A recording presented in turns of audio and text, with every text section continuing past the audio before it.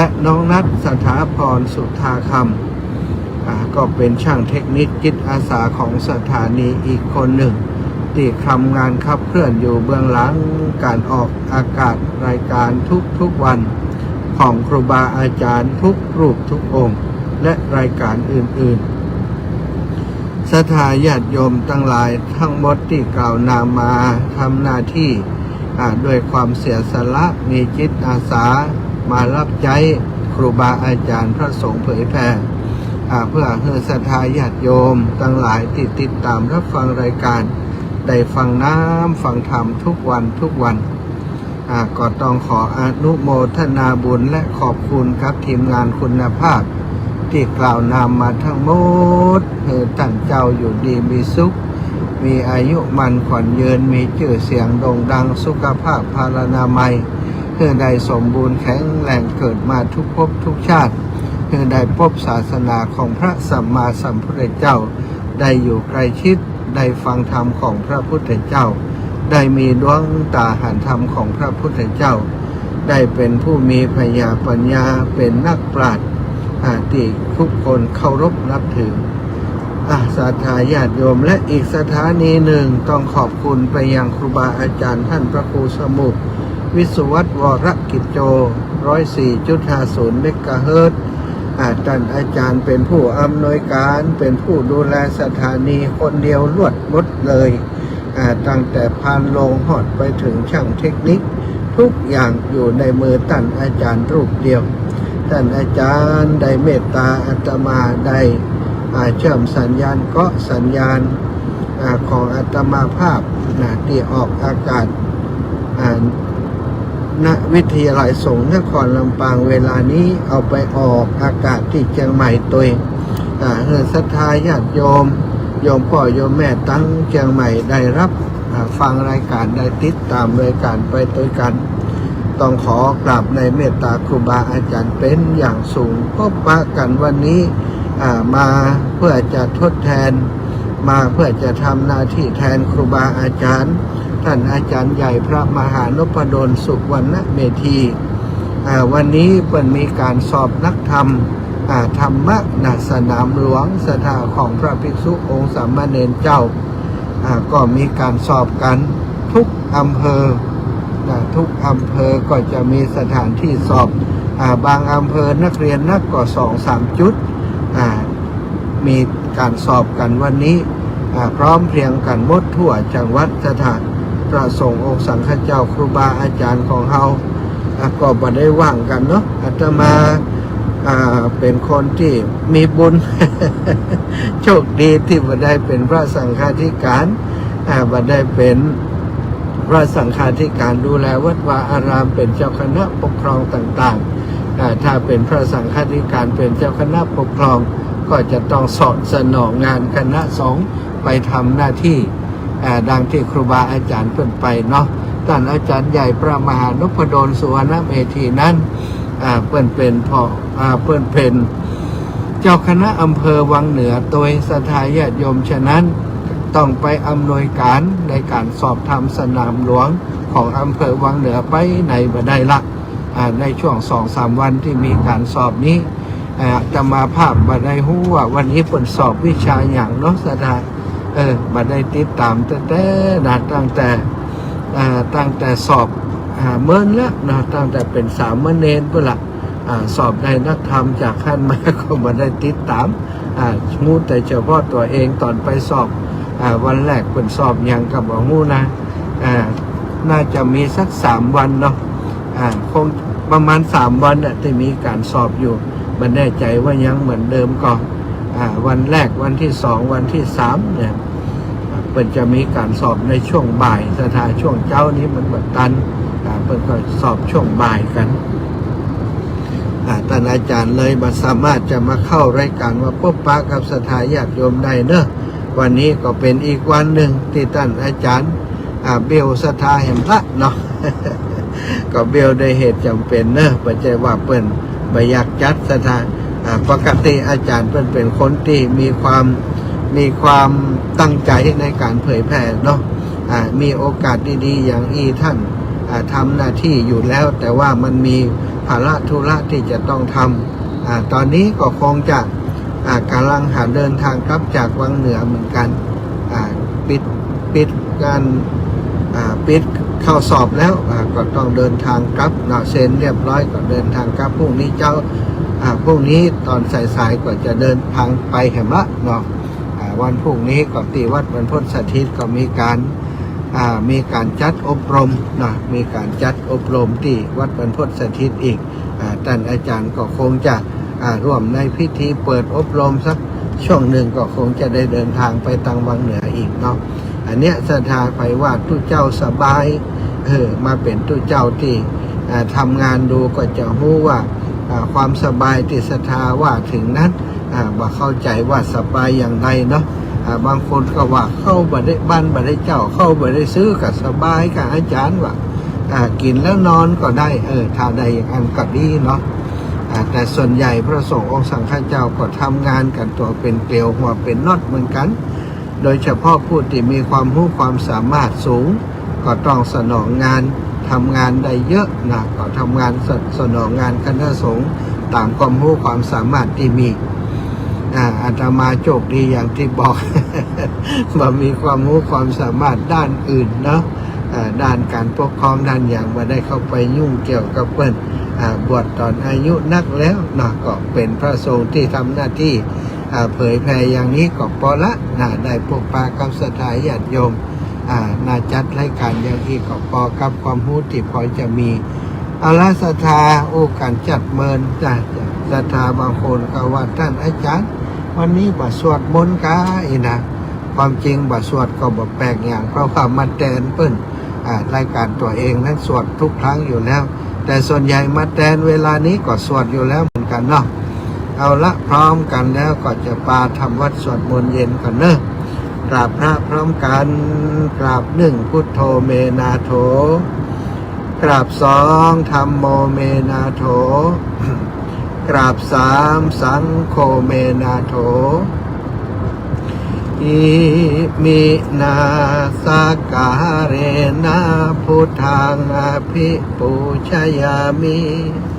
อิมินาสการเรนะธัมมังอภิปูชยามิอิมินาสการเรนะสังฆังอภิปูชยามิอระหังสัมมาสัมพุทโธภควาพุทธังภวันตังอภิวาเทมิราสวากขาโตภควตาธัมโมธัมมังนะมัสสามิกราสุปฏิปันโนภควโตสาวกสังโฆสังฆังนะมามิกรานะโมตัสสะภะคะวะโตอะระหะโตสัมมาสัมพุทธัสสะนะโมตัสสะภะคะวะโตอะระหะโตสัมมาสัมพุทธัสสะพุทธังสารนังกัจฉามิธัมมังสารนังกัจฉามิสังฆังสารนังกัจฉามิตุติยัมปิพุทธังสารนังกัจฉามิตุติยัมปิธัมมังสารนังกัจฉามิตุติยัมปิสังฆังสารนังกัจฉามิตติยัมปิพุทธังสารนังกัจฉามิตติยัมปิธัมมังสารนังกัจฉามิตติยัมปิสังฆังสารนังกัจฉามิ อิติปิโสภะคะวะอะระหังสัมมาสัมพุทโธวิชชาจารณะสัมปันโน สุขาโตโลกาวิทูอนุตตโรปุริสัทธัมมะสารทิสัทธาเทวมนุษย์สานังพุทโธภาคาวาติสาวาคาโตภาคาวาตาธัมโมสันทิฏฐิโกอากาลิโกเอหิปัสสิโกโอปันนายิโกปัจจัตตังเวทิตาโพวินโยหิติสุปฏิปันโนภะคะวะโตสาวกสังโฆอุชุปฏิปันโนภะคะวะโตสาวกสังโฆยายาปฏิปันโนภะคะวะโตสาวกสังโฆสามิจิปฏิปันโนภะคะวะโตสาวกสังโฆยัตถิทังจัตตาริปุริสายุคานิอัฏฐปุริสปุคลาเอสะภะคะวะโตสาวกสังโฆอาหุนายโยปาหุนายโยทักขินายโยอัญชลิการะนิโยอนุตตรังปุญญเขตังโลกัสสาติกราบพระพร้อมกันเนอสัทธาญาติโยมทั้งหลายกราบดึงพุทธังวรันตังสิรสานะมามีกราบสองธรรมัง วรันตังสิรสานะมามีกราบสามสังฆังวรันตังสิรสานะมามีศรัทธาญาติโยมทั้งหลายในไหวพระสวดมนต์ทำวัดเย็นตัวกันพี่น้องตั้งเชียงใหม่ตั้งเชียงรายตั้งวังเหนือนี่วังเหนือวันนี้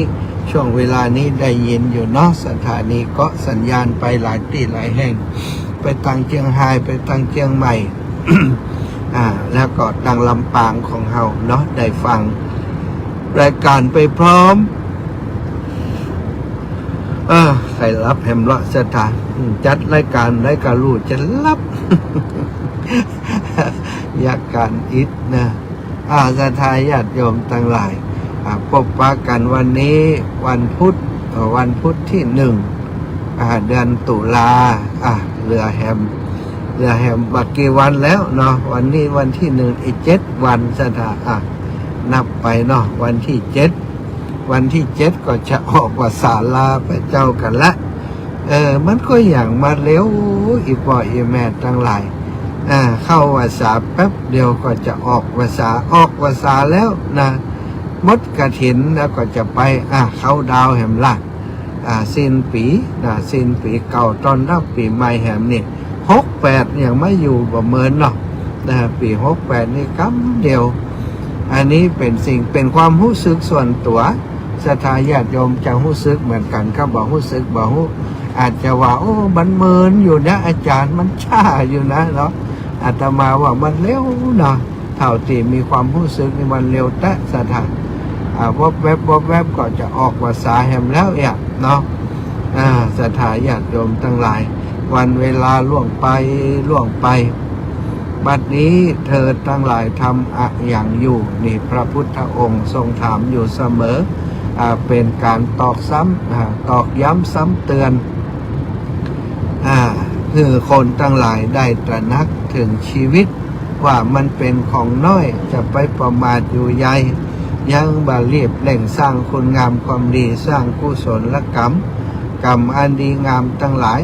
บางคนนี่ประมาทมัวเมาลุ่มหลงลาภยศสรรเสริญลุ่มหลงในเรื่องของกิเลสตัณหาต่างๆเนาะมีความอยากได้อยากดีอยากมีอยากเป็นแสวงหาอยู่บ่ฮู้จบสิ้นบ่ฮู้จักความพอดีศรัทธาญาติโยมอันว่าทรัพย์สมบัติทรัพย์สินเงินทองทั้งหลายนั้นเพิ่นบอกว่าคนเฮานั้นใดมาเท่าใดถ้าบ่ฮู้จักปอนี้มันก็มันก็อยากแสวงหาอยากจะได้นักแหมอยากจะได้เพิ่มแหมนี่อย่างที่เปิ้นเล่าว่ามีกษัตริย์คนหนึ่งที่ไปเป็นกษัตริย์เนาะแล้วก็สามารถ ไปฮบทับจับซึกเอาชนะกษัตริย์ต่างบ้านต่างเมืองไปยืดทรัพย์สินเปิ่นมามีได้ทรัพย์เป็นจำนวนมากศรัทธาญาติโยมพอสุดท้ายบรรปลายของชีวิตมาแกไปปราบทั่วแคว้นแดนดินพื้นถิ่นของโลกเขาเนี่ยหลายประเทศข้ามน้ำข้ามทะเลไปปราบทวีปอื่นโดยทำไมต้องไปปราบต้องไปเอาชนะเพราะว่าชัยชนะได้มาซึ่งทรัพย์สมบัติต่างๆมากมายไปยึดเอาทรัพย์สินสลิงคานเปิ่นมาเป็นของตัวสถานแล้วกษัตริย์ต่างเมืองก็จะต้องมาเป็นเมืองขึ้นจะต้องทรงสวยเพื่อกษัตริย์องค์นั้นอยู่ตลอดปรากฏว่าตลอดชีวิตของพระองค์มีแต่รบทับจับซึกนะแล้วก็มีพระมเหสีมีภรรยามีมเหสีเยอะสถานแล้วก็มีลูกหลายพอมีลูกก็กลัวลูกจะขึ้นครองราชย์จะมาแย่งชิงราชสมบัติได้เนรเทศลูกไปอยู่เสียที่อื่นหรือว่าบางทีก็ฆ่าลูกเสียก็มีภัยที่เป็นคนรับใจที่ดีๆดูแล้วคนทั่วบ้านทั่วเมืองเคารพนับถือแกก็กลัวว่าเขาจะมาแย่งชิงราชบัลลังก์ก็กำจัดคนอย่างนั้นไปเสียตลอดชีวิตของพระองค์มีแต่ความหวาดระแวงบ่เคยมีความสุขอยากจะมีความสุขก็เดินเข้าไปในห้องพระคลังหันทรัพย์สินเงินทองต่างๆมากมายก็มีความสุขใจแต่ศรัทธาญาติโยมทั้งหลายทรัพย์สินเงินทองต่างๆมากมายนั้นหันบ่อยเข้ามันอยู่เต่าเก่าอย่างใดจะเพิ่มมันก็จะไปป่นบ้านป่นเมืองป่นแหมแล้วแต่ว่าอยู่ช่วงปลายชีวิตพระองค์ชราแก่เฒ่าขึ้นมาแล้วไม่สามารถจะไปรบทับจับศึกได้อยู่มาวันหนึ่งก็ได้ป่วยล้มป่วยลงขณะที่แกล้มป่วยลงนี้คนผู้เป็นบริวารก็เริ่มจะเข้ามาจัดการบางสิ่งบางอย่างที่จะมากุมอำนาจจากพระองค์พระราชาท่านนี้ก็บอกว่าโอ้อันนี้ลูกนี่ทรัพย์สินที่เขาหามานี่มันหามาฮื้อเขาแล้วนี่มันจะได้ดีบักแก้วมาลุ้นแล้วนี่วะใช่ไหมก่อนที่พระองค์จะสวรรคตก็เลยได้สั่งคนทั้งหลายว่าเอาเงินเอาคำที่อยู่ในคลังพระคลังหลวงของเฮานั้นออกมาฮื้อมดเอามากองพลุกเอามากองที่สนามหลวงนี้มันมีอย่างพ้องฮื้อคนเจ้าบ้านเจ้าเมืองมาพอกันมาพอทรัพย์สมบัตินี้ที่เขามีอยู่ซึ่งทรัพย์สมบัติทั้งหลายเหล่านี้ที่มีอยู่นี้บ่สามารถจะซื้อชีวิตของเฮาได้บ่สามารถจะซื้อความสุขของเฮาได้บ่สามารถจะซื้อความไว้วางใจเฮือกับเฮาได้บ่สามารถจะซื้อมิตรภาพที่บริสุทธิ์ใจเฮือกับเฮาได้เอามากองเฮือเขาพอเมื่อคนทั้งหลายช่วยกันเอาทรัพย์สินทั้งหมดมากองคือพระองค์ดูพระองค์ก็นั่งบนบัลลังก์มองทรัพย์สมบัติเหล่านั้นแล้วก็ลำพึงลำพันออกมาว่าโอ้เฮานี่ใจชีวิตที่ผ่านมาอย่างบ่คุ้มค่าเลยมีชีวิตหลงงมงายกับทรัพย์สินนอกตัวไปป่นบ้านชิงเมืองเปิ่นไปฆ่าไปฟันเปิ่นมาเพื่อจะเอาซึ่งทรัพย์สินของเปิ่นมาแล้วบัดเดี๋ยวนี้ทรัพย์สินที่ได้ของเปิ่นมานั้นเฮาก็เอามาเนี่ยอย่างบ่ได้อีกบักกี่เวลานาทีคนอื่นก็อย่ามาแย่งชิงเอาไปนี่พระองค์ได้พอทรัพย์สมบัติเหล่านั้นแล้วก็ทรงกันแสงกันแสงหลั่งน้ำตาลงมาพระสงฆ์นิกรทั้งหลายหันพระราชาร้องไห้ก็ถามว่าพระองค์ร้องไห้อย่างในเมื่อพระองค์เป็นผู้มีทรัพย์สมบัติที่มากที่สุดกว่ากษัตริย์ทั้งหลายพระองค์ก็บอกว่าทรัพย์สมบัติที่มีมากนี้เขาได้หันเป็นคนตายกองกันอยู่ตรงนี้คนที่ตายไปเพราะทรัพย์สมบัติที่เขาแย่งชิงมานี้ตายไปบอกฮู้ต่อใดเขาได้ทำบาปอย่างมหันต์เอาไว้ท่านทั้งหลายถ้าแสวงหาทรัพย์ก็ขอเฮือแสวงหาทรัพย์แต่พอดี อย่าได้ขี้โลภเอาของคนอื่นจะได้ไปแย่งชิงของคนอื่นมันบ่มีความสุขทรัพย์สมบัติที่มีทั้งหมดเฮาขอยกพระสงฆ์นิกรของเฮาทั้งหมด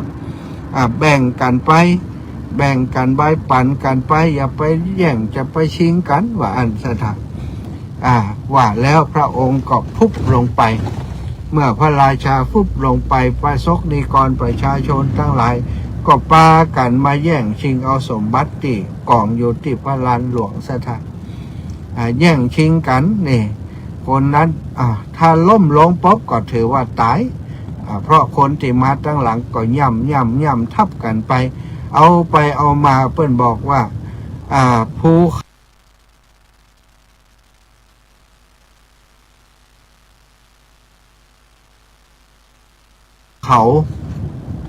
เขาเกิดขึ้นที่ท้องพระลานหลวงนั่น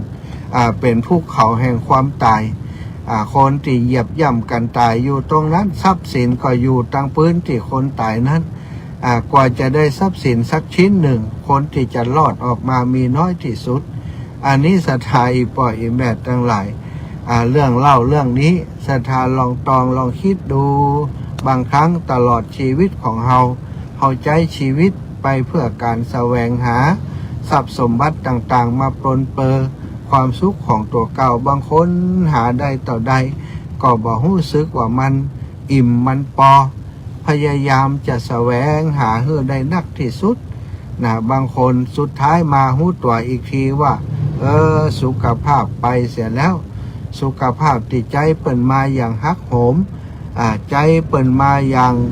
ทรมานบางคนทำการทำงานศรัทธาญาติโยมทำจนดึกจนเดินทำตลอดเวลาบ่มีเวลาได้พักผ่อนบ่ได้ตลอดเวลาบ่ได้มีเวลาที่จะได้พักผ่อน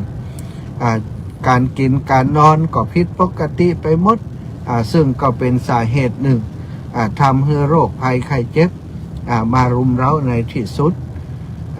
จากนั้นคนเฮานอกการหาซ่อว่าหากินมันก็จำเป็นในการที่ต้องเลี้ยงดูตัวเองบ่เป็นภาระของคนอื่นเลี้ยงดูอัตมาเลี้ยงดูตัวเองต้องทำมาหากินนั่นเป็นธรรมชาติเป็นธรรมดาของมนุษย์สัตว์ทั้งหลายก็ต้องหากินมนุษย์ก็ต้องหากินต้องหากินเพื่อจะให้ตัวเฮาอยู่ได้เพื่อจะให้อยู่ได้อยู่รอดไม่ใช่ว่าหามาแล้วเอามาเก็บจะให้มันกุ้มไปถึงลูกถึงหลานคนอื่นลำบากแต่เฮานี่อยู่อย่างสบายบางคนนี้ก็อย่างที่ว่าเปิ่นมีบุญอาจจะร่ำจะรวยโดยทรัพย์สมบัติที่มั่งมีอยู่ก่อนแล้วบางคนอาจจะรวยเพราะว่าทำกิจการงานมันบังเอิญว่ามันจับหอมจับหูมันเจริญรุ่งเรืองโดยการ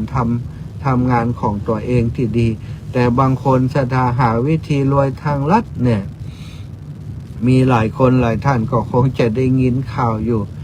เช่นพวกติกายาเสพติดนี่รายได้มันดีมอมเมาคนตั้งหลายมอมเมาเยาวชนมอมเมาคนที่อยู่ในวัยแรงงานเพื่อได้เสพเพื่อได้กินของหมู่นี้บัดเดี๋ยวมันราคาถูกศรัทธาญาติโยมปกาติกาขายอย่างอีกก็ล่ำรวยเอาเต้าวันก่อนนี้เมืองไทยเฮานี้กฎหมายมันกฎหมายมันเด็ดขาดเนาะศรัทธาญาติโยมต่างประเทศประเทศอย่างประเทศจีนนี่เปิ่นเอาจริงเอาจังประเทศจีนนี่มีข่าวเรื่องยาบ้ายาอย่างนี้เนอะศรัทธาบยังบ้านเฮาเปิ่นจับเปิ่นกุมเปิ่นประหารชีวิตจริงวันก่อนได้ดูข่าวประหารชีวิตแก๊งแก๊งนี้เป็นแก๊งชื่อแก๊งอย่างจำมาได้แต่ว่าแก๊งนี้เป็นครอบครัวทำงานเป็นแก๊งเลยศรัทธาเป็นแก๊งใหญ่ของประเทศจีนแก๊งนี้เพิ่นบอกว่าเป็นหัวหน้าหมู่คอเซ็นเตอร์เขาประเทศจีนจับได้จับหัวหน้าจับตึงแก๊งจับตึงครอบครัวได้ประหารชีวิตหมดว่าศรัทธานี่สุดยอดเหมือนกันเนอะประเทศจีนนี่กฎหมายเพิ่นเข้มงวดมีการจับได้ก็ประหารชีวิตทั้งหมดเลยตัดรากถอนโคนยึดทรัพย์สินทั้งหมดติแก๊งพวกนี้หามาได้ นี่ก็คงจะต้องรับบาปรับกรรมเพราะว่าได้ทำสร้างบาปสร้างกรรมให้คนอื่นไว้เป็นอันมากเนาะทำให้คนตั้งหลายได้ทุกข์เพราะตัวเองเป็นอันมากบางคนได้ครอบครัวล่มสลายเพราะไอ้หมู่แก๊งคอเซ็นเตอร์นี่กะเนาะไปทำลายเปิ้นถามถ้าตามหลักมนุษยธรรมตามหลักพระพุทธศาสนาก็ว่าโอ้โหดร้ายเกินไปน่าจะให้อภัยน่าจะเมตตาแต่บางอย่างศรัทธาญาติโยมกฎหมายต้องเป็นกฎหมายคนทำลายชีวิตผู้อื่นคนที่เบียดเบียนผู้อื่นสุดท้ายก็จะต้องได้รับกรรมที่ตัวเองก่อสร้างก่อทำขึ้นมากรรมที่เขาทำนั้นรัฐบาลจีนบ่ได้สั่งให้เขาทำเปิ้นห้ามบ่ให้เขาทำแต่เขาทำเมื่อทำความเดือดร้อนก็ต้องรับผิดชอบเนาะเปิ้นประหารตะวาแล้วนะศรัทธาศาลพิพากษาประหารชีวิตทั้งครอบครัวรู้สึกว่าจะหลายคนอยู่จะถ้าจำบ่ผิดก็มี11 คนขึ้นนะที่หารที่มีรายชื่อประหารตะวาอันนี้ศรัทธาญาติโยมแสวงหาทรัพย์โดยบ่ถูกต้องการแสวงหาทรัพย์ที่ถูกต้องแล้วก็ควรจะรู้จักการใช้จ่ายทรัพย์การรักษาทรัพย์อารักขาสัมปทาอุอากะสะเนาะศรัทธาเนาะอุกะอุทานะสัมปทาถึงพร้อมโดยความอุตสาหะอุตสาหะส่วนถึงพร้อมโดยการแสวงหาทรัพย์มีปัญญา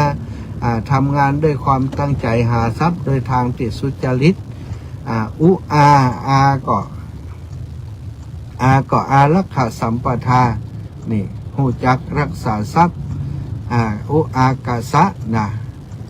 กะนี่ก็กัลยาณมิตรตาเป็นคนที่หูจักในการคบมิตรคบคนดีบ่คบคนพาลบ่คบนักเลงมีสตังจัดดีไปคบคนพาลเหี่ยไปคบคนบดีเหี่ยไปคบนักเลงเหี่ยสุดท้ายทรัพย์สินที่มีนั้นก็จะต้องถูกยึดเพราะว่าไอ้ยังศรัทธาเพราะเอาไปใช้ในทางที่ว่าเป็นประโยชน์ฉะนั้นศรัทธาญาติโยมอีพ่ออีแม่ตั้งหลายเนาะส่วนใหญ่หมู่เฮาตั้งหลายนี้ก็คงจะบ่ได้เอาทรัพย์สินมาอย่างอื่นแล้วทำบุญทำกุศลกันอย่างเดียวต่อบุญต่อกุศลกันไปชีวิตที่เหลือถ้าเฮายังมัวใช้ชีวิตอย่างประมาทยังมุ่งเน้นในการที่จะเสาะว่าหาเงินคือมันได้นักที่สุดบ่ได้เข้าวัดเข้าวาปฏิบัติตนปฏิบัติตัวชีวิตที่มีอยู่มันก็จะสูญเปล่าไปในเรื่องของบุญเรื่องของกุศลวันก่อนได้อู้จากันถึงเรื่องคนเราเกิดมาทำไมมีชีวิตเพื่ออะไรยังเนาะศรัทธาญาติโยมชีวิตของคนเฮาเพิ่นบอกบางคนก็บอกว่าชีวิตคือการต่อสู้นี่หรอชีวิตคือการต่อสู้ศัตรูคือยาชูกำลังนี่ชีวิตคือการต่อสู้แม่นก็มันก็แม่นอยู่มันต้องต่อสู้กับปัญหากับอุปสรรคต่างๆมากมายในแต่ละวันคนทำการทำงานต่างๆเปิดจ้างมาทำงานจ้างมาอย่างจ้างมาแก้ปัญหาจ้างมาทำงานจ้างมาแก้ปัญหาคนใดเก่งแก้ปัญหามากๆคนนั้นก็จะได้เป็นหัวหน้าดูแลคนทั้งหลายคือมาช่วยกันแก้ปัญหาของประเทศชาติบ้านเมืองเมื่อหมดเวลาเนาะหมดเวลาก็ต้องไปพักผ่อนวันนี้เป็นวันเริ่มต้นชีวิตใหม่ของข้าราชการหลายๆคนที่เปิดเกษียณแล้วได้เกษียณอายุเกษียณราชการแล้วก็ต้องไปทำหน้าที่เป็นพลเมืองเป็นประชากรต้องทำการทำงานนอกจากหน้าที่เดิมที่เคยรับผิดชอบชีวิตคือการต่อสู้กับปัญหาอุปสรรคบางคนก็ว่าชีวิตคือการเดินทางอีหรอวันนี้อาตมาก็ชีวิตคือการเดินทางนี่ได้เดินทางไปธุระเนาะไปธุระไปทำงานปฏิบัติหน้าที่นอกสถานที่บางครั้งก็เป็นงานที่จำเป็นจะต้องทำศรัทธาญาติโยมก็ต้องไปทำไปจัดการ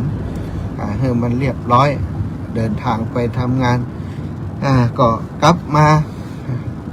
ก็ต้องทำงานมาโดยหนอนนั่งจัดรายการมาจริงๆแล้วอยากจะนั่งจัดรายการอยู่ที่ห้องแต่ก็บังเอิญว่าวันนี้บันนึกว่าท่านอาจารย์จะไม่ได้เข้ารายการถ้าหูว่าเปิดไม่ได้เข้ารายการก็จะหีบกับเจ้ากว่าปกติน้อยทำงานจนถึงค่ำถึงมืดแล้วก็ออกเดินทางกลับชีวิตคือการเดินทางเขาตั้งหลายก็เดินทางจากเป็นละอ่อนน้อยเป็นละอ่อนน้อยอยู่ในท้องแม่เกิดออกมาเจริญวัยเติบโตเป็นเด็กทารกเป็นเด็กวัยเรียนเรียนหนังสือเป็นหนุ่มเป็นสาวเป็นพ่อบ้านแม่บ้านกันอาตมาภาพมีโอกาสมาเป็นผู้เจ้าอันนี้ก็เป็นอีกเพศภาวะหนึ่งที่เป็นมนุษย์แล้วได้ทำหน้าที่หลายๆอย่างได้มาเป็นพระสงฆ์องค์สังฆเจ้าก็ต้องมาอยู่ในกฎระเบียบของพระสงฆ์องค์สังฆเจ้ารักษาศีลปฏิบัติธรรมมีศาสนกิจที่จะต้องทำหน้าที่ปฏิบัติหน้าที่ของตัวเองชีวิตคือการเดินทางเพื่อจะปฏิบัติหน้าที่สถานเอาเดินทางกันตลอดชีวิตแหละเนาะเดินทางถึงห้องไปไหนชีวิตก็คือการเดินทางจากวันนี้ไปเป็นพรุ่งนี้ เดินทางจาก1 นาทีไปเป็น2 นาที3 นาทีอย่างวันนี้เนาะจะสิ้นหมดวันแล้วเราเดินทางมาจากตอนเช้าชีวิตของเราได้เดินทางมาจากตอนเช้าจนมาฮอดตอนค่ำและอีกบางกี่ชั่วโมงก็จะหมดวันของสำหรับวันที่1วันนี้เนาะเที่ยงคืนเป้งหมดแล้ววันที่1เนาะเริ่มต้นวันที่2นี้เวลาก็คือการเดินทางชีวิตผูกพันกับเวลาฉะนั้นชีวิตก็คือการเดินทางแต่ระหว่างทางที่เราเดินนั้นสถาญาติโยมระหว่างทางที่เราเดินนั้นเราจะเดินไปโดยความสงบเดินไปมีความสุขหรือว่าเราเดินไประหว่างไปในถนนหนทางที่มันเป็นขวากน้ำได้รับความลำบากในขณะเดินก็ลำบากกลับมาก็ยังต้องมารักษาบาดแผลต่างๆที่เกิดขึ้นระหว่างการเดินทางหลายคนเลือกเส้นทางที่บดีก็ต้องมีบาดแผลมีการบาดเจ็บสถานคนที่เลือกทางบดีอย่างเช่นคนที่ทำความชั่วต่างๆเรียกว่าอกุศลกรรมบททางของการเกิดอกุศลต่างๆคนเหล่านั้นก็จะได้รับวิบากของการเดินทางนั้นเป็นความเจ็บปวดทางจิตทางใจทางร่างกายแล้วก็บ่มีความสุขในชีวิตเนี่ยถ้าเราเลือกทางที่ดีการเดินทางของเรามันก็ราบรื่นสถานทางลาดยางกับทางที่เป็นลูกลังกับทางที่เป็นขวากเป็นน้ำที่เป็นหลุมเป็นบ่อถ้าเปิดมีให้เราเลือกเราจะเลือกไปเส้นทางใดแต่ทางถึง3-4 ทางนั้นทางที่เรียบอาจจะต้องเดินทางโดยความระมัดระวังโดยความที่ต้องมีศีลมีธรรมสถานคนมีศีลมีธรรมก็ไปทางที่มันเรียบทางที่มันสบายคนแบบมีศีลมีธรรมไปทางที่มันมีขวักมีหนามทางที่มีขวักมีหนามมันก็มีสิ่งล่อคนทั้งหลายก็ไปหลงสิ่งล่อต่างๆอย่างเรื่องของความกำนัดยินดีกา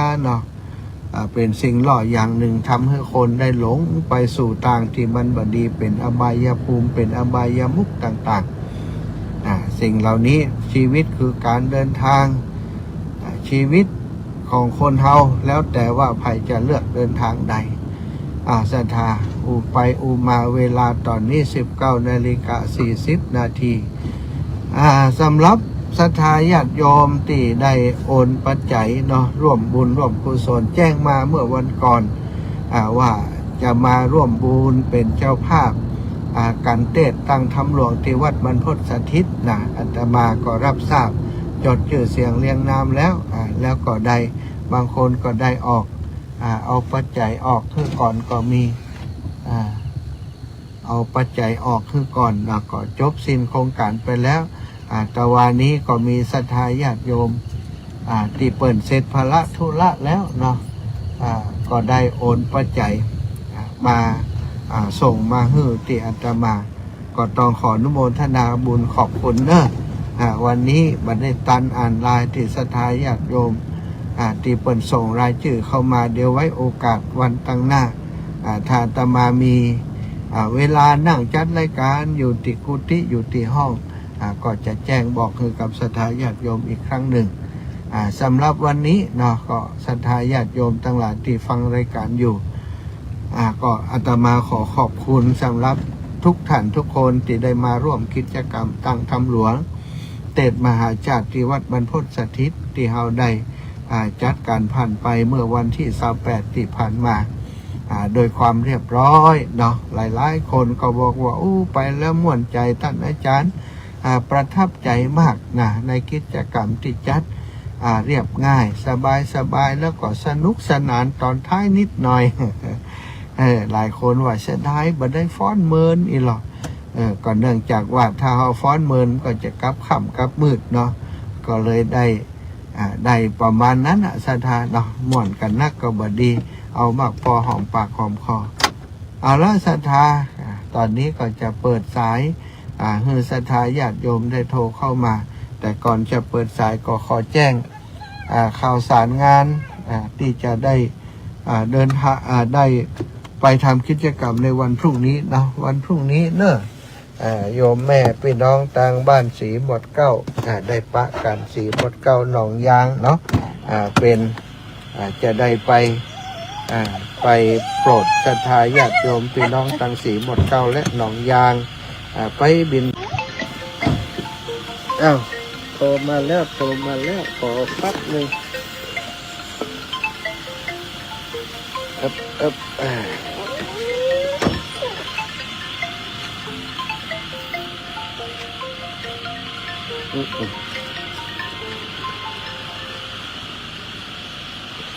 เดี๋ยวก่อนเนอะกำลังมาถึงเนอะ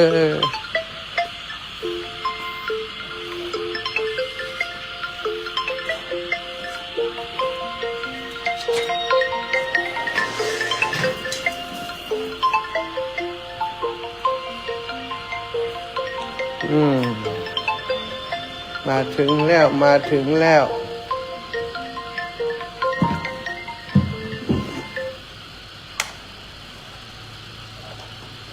ศรัทธาญาติโยมกว่าจะมาถึงเอาละ ได้หันหน้าหันตาละแต่กี้บ่หันมืดทึมมีสายเข้ามาสายหนึ่งนะเปิ่นจะว่ายังได้พ่อ แม่ยายพรโทรเข้ามาตันฮับนะแม่สมบูรณ์บ้านไร่ศิลาทองถึงมาแล้วเนาะอีกถึงละกำลังหาสบายมาอีกถึงเดี๋ยวโป้ละเนาะจ้าแม่กระถินก็กระถินวันที่31เดือนสิ้นเดือนแม่สิ้นเดือนบ้านไทยกับนี้ดูว่าอยู่ที่เจ้าหนึ่งเจ้าแม่แต่ว่าจริงแม่ใช้ฮันเขาป้ายแม่ได้ในยังหันดูมาได้ขอนกระจำได้มาถึงเข้ากินยังไปแอวเวียงอยู่กะเขาป้าไปร้านอาหารผมไปกินวันเกิดอย่างเปิดบ่หูเขาบอกว่าเนี่ยสาธุเนอแม่เจ้าเป็นหมูขัดขาหัวของนะเจ้าสาธุเจ้าเจริญพรยายพรเจ้ามัสการเป็นเจ้าเป็นประเทศนั้นบางชื่อไม่ออกละวัดไก่พายินนะบางจามโมหนึ่งชีโมงจอมตุนละเป็นไทยละบอกคือยายพรกับหุ่จักบอกคือกับเจอหุ่จักเป็นไผหุ่จักก่อนนะเจ้าลำปางอะไรเจ้าเป็นเหตุการณ์ม่วนเนาะม่วนกันแล้วที่ว่าออกมาหน้าเนี่ยจะไปทายทอดนั่นแหละเจ้าสาธุเจ้า เจริญพรแม่จันแม่จันปางิ้ว ไว้เจ้าอยู่ในรถนี่เหมือนตึกกันเนาะ มาถึงละ อยู่ในรถ มาถึงกุฏิแล้วแจ้งแล้ว เดี๋ยนี้แจ้งดึง อืม เจ้าวันนั้นแม่ฝากปัจจัยของตาไป อืมฝากหลวงตามาได้แล้วนะแม่ได้เรียบร้อยละ เจ้า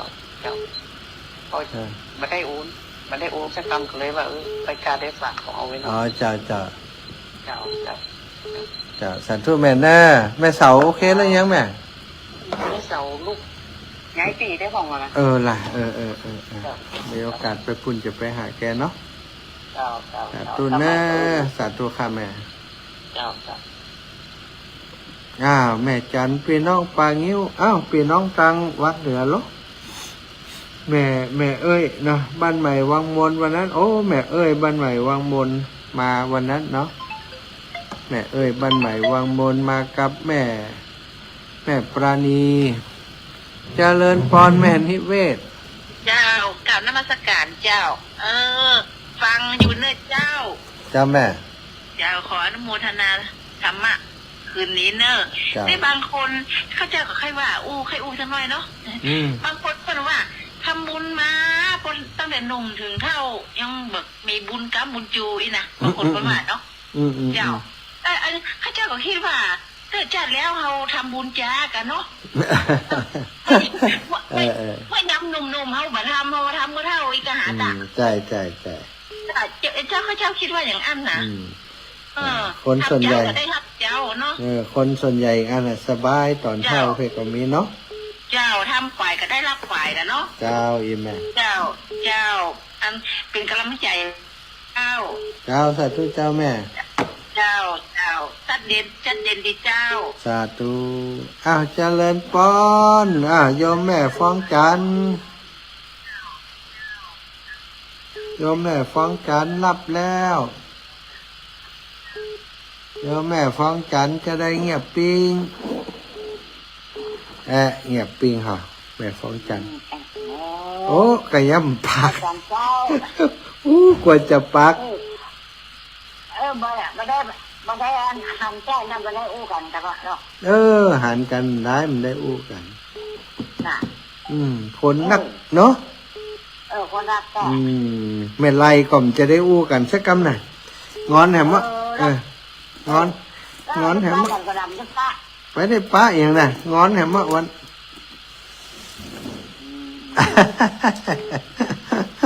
ไม่ได้อู้กันสักคำน่ากล้าเขาก็ไม่ได้ป้าเปิดสักคำนะแม่คำปันเจ้าแม่คำปันนี่ป้าอยู่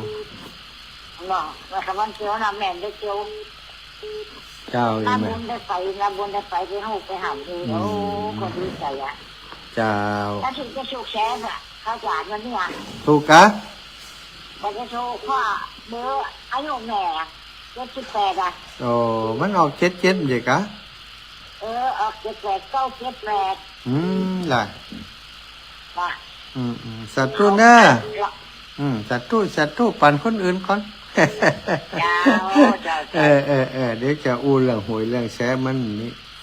เจริญพรแม่เพนถึงบ้านกี่โมงกี่ยามวันนั้นถึงบ้าน6 โมงป่ายแล้วอาจารย์นี่นะตอนนั้นยอดไปนอนวัดแถมมามันเลือกกันรถท้ายอ่ะต่อดูไอ้รถ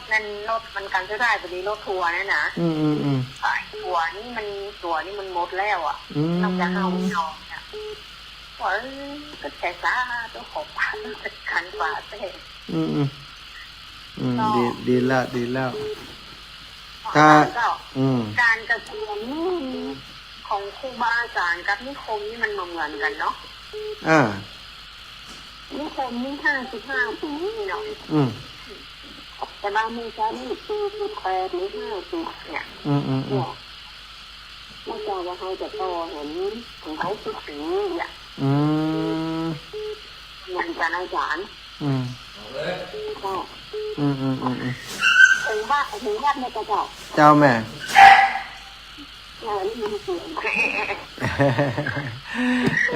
หมาน้อยเบิ่มอะไรมา ดูแลสุขภาพไปนะเจ้า สาธุเจ้าแม่ สาธุเจ้า แม่เพ็ญณลำปูนศรัทธาแม่เอ้ยได้ปะกันคำเดียวเนาะได้ปะกันคำเดียววัน วันศาสตร์เจ้าค่ะอาจารย์เจ้า เนี่ยกะได้ปะกันคำเดียววันนั้นหันกันแวบ เจ้าอัน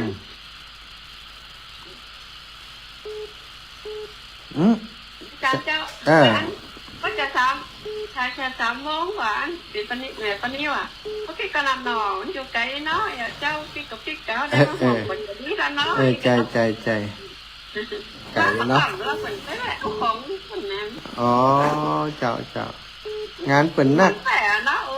ได้ไปห่วงไปหาคนนี้แต่หวังขนาดทำงานเป็นนักเจ้าเป็นกำลังใจอาจารย์นะเจ้าสาธุแม่ขอบคุณหลายๆเจ้าแม่น้อยทาอาสาเจ้าแม่ฟังอยู่แล้วยังไม่เสียงไก่แต่ว่าใจไก่ยังไงจะกี้ไทยใจจางมาแหละเดินทางเพื่อนเราเสียงไก่เราไม่ใจดีด้วยเดี๋ยวนี้ทำบุญแล้วดีกะใจด้วยเนอะแม่เป็นกำลังใจนะจ๊ะสาธุเจ้าแม่เจ้าบุญรักษาอยู่ดีมีสุขเจ้าแม่นิตยาปินตาคำเจ้าแม่ชอบที่ว่าผมจะเอาปูพามไปเผาในจะมาได้นั่นแหละมันยังได้ขมเพื่อเผาแต่ว่านะฮะจะไปเผาไหนจะมาได้ไหนยังไงจะใครหัวในคนเดียวไปเดี๋ยวนี้แม่เป็นไข้เนอะใครมาแปดกันได้นะเจ็บแอวแล้วก็จะไรปวดเหนียวคันระวังหน่อยเนอะปวดเหนียวคันนี่นะเจ้าจะไปโรงพยาบาลก่อนวันปู่กันเมื่อนั้นเดี๋ยวมันจังติดเชื้อในกระแสเลือดจังพวกนี้ต้องระวังเจ้าดูแลตัวเองถูกเจ้าอยู่ดีมีสุขเนอะแม่เนอะศรัทธาญาติโยม19:54 จะจวนไปแอวตรงปงกันเนอะศรัทธาวันที่11ออกพรรษาวันที่7เนาะออกพรรษาวันที่7วันที่11นะที่วัดทุ่งปงของอาตมาภาพจะมีการตานกฐินจะจวนศรัทธาบ้านเฮาไปแอวด้วยกัน จวนศรัทธาพี่น้องหมู่เฮาไผที่สะดวกนะไผที่จะไปแสวงบุญด้วยกันไปช่วยร่วมบุญสร้างศาลาไว้ใจที่สุสานประชาบ้านทุ่งโป่งตอนนี้อาตมาปีก่อนเนาะได้ไปเอากฐินไปให้เปิ้นไปสร้างเมนซึ่งก็กุ้มพอดีกับการสร้างเมนเพราะได้มีพระป่าไปช่วยตอนนี้เมนเสร็จเรียบร้อยแล้วส่วนศาลาต้องขยับศาลาที่เก่าขึ้นไปสร้างที่ใหม่ซะได้จะต้องใจงบประมาณแห่งส่วนหนึ่งก็เลยว่าวันที่11นี้11เดือนตุลานี้จะเอากฐินไปช่วยที่บ้านเกิดอีกครั้งหนึ่งเนาะสร้างศาลาแล้วก่อนแล้วล่างจะบ่มีอย่างแล้วกัน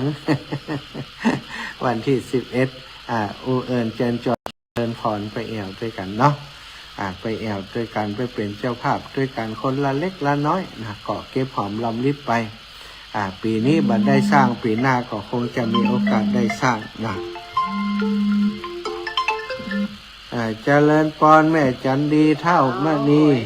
เจ้าเจ้าแม่ฟังอยู่เด้อจัดเจนดีเจ้าจัดเจนดีจันไปไหนมาก็หน่อยไปเมืองปานมาไปบ้านเกิดนั่นแหละไปบ้านเกิดเมืองนอนเป็นมีงานเนี่ยพระเจ้ามีคนตายค่ะมีคนตายที่บ้านจ้ะเสียโชคคนกะเสียกำลังตายวันนี้เป็นญาติเนี่ยแหละเป็นญาติพี่น้องเป็นลูกเป็นหลาน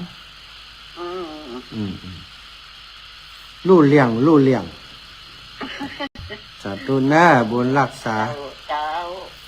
อ้าวบ้านสีหมวดเก้าแม่บัวเย็นจันทบนะบ้านหนองยางแม่ย่าพัดวงพรมสายเนอร์อาจารย์ทิพย์พรุ่งนี้เจอกันวันเกิดไปบินทบาทเพิ่นว่าแต่ว่าบอกแม่มได้เตรียม บอกเหตุก่อนนะบอกเหตุก่อนเพิ่นจะได้บ่ชุกละหุกได้ปุ๊บปากันเอาละเนาะศรัทธาญาติโยมเวลาตอนนี้19:56 นาทีแล้วศรัทธาญาติโยมทุกคนทุกท่านโอ้ตุลุงถวายความเคารพครับ54 56 57แล้วหมดเวลาแล้ว57แล้วหมดเวลาแล้วตุลุงบอกหมดเวลาแล้วหยุดเลยกฐินจนกันม่วนไปเลยเจ้าป้าปีนี้กฐินจนกันม่วนไปเลยเจ้าล้วนเอาดีกว่าโอ้สาธุนะสาธุสาธุเอาศรัทธาญาติโยมอีพ่ออีแม่เฒ่าแก่ทั้งหลายเนาะเวลาหมดเวลาก็ขอนำรายการจากลาไปด้วยเวลาเพียงเท่านี้ขอความสุขความสวัสดีจงมีแก่ศรัทธาสาธุชนทุกคนทุกท่านเนอะจัตตารโอธรรมาวทันติอายุวันโนสุขังพระลัง